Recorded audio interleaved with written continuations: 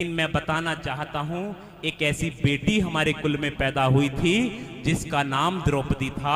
आचार्य जी ने जरूर उसका वर्णन आपके सामने किया होगा, और नहीं तो आगे वो करेंगे अवश्य।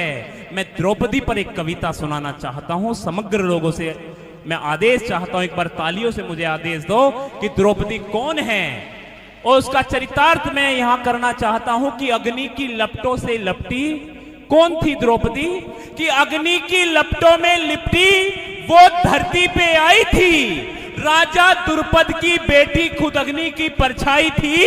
अरे 5 पति थे उस देवी के, पांचों ही बलशाली थे।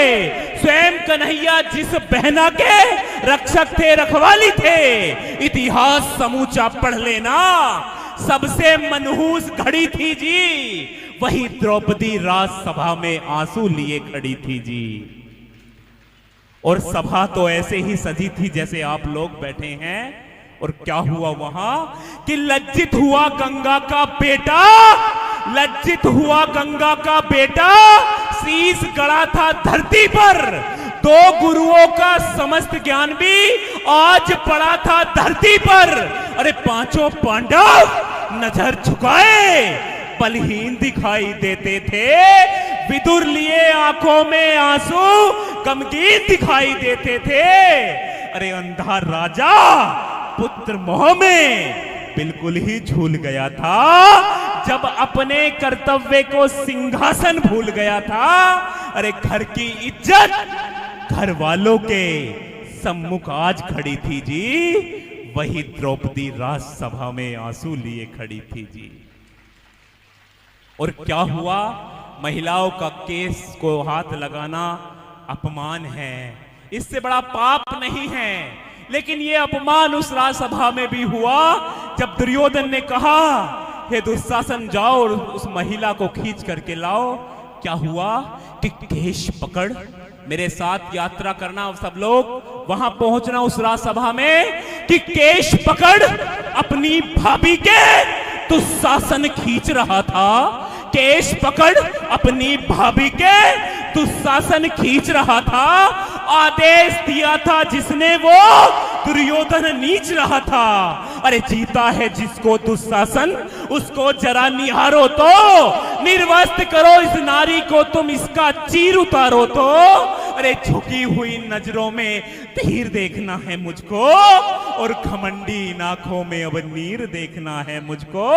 और सुन करके अंधे का अंधा आंखें बहुत चढ़ी थी जी वही द्रौपदी राजसभा में आंसू लिए खड़ी थी जी। मेरी विदाई की भी तालियां इस पर देना। मैं अंतिम पड़ाव में हूं उस कविता के। महिला की ताकत क्या है, द्रौपदी कोई सामान्य महिला नहीं थी कि कोई भी उसको छू ले, लेकिन फिर भी वो ताकत क्या है, वो ताकत मैं बताता हूं। आग लगी थी मन के भीतर।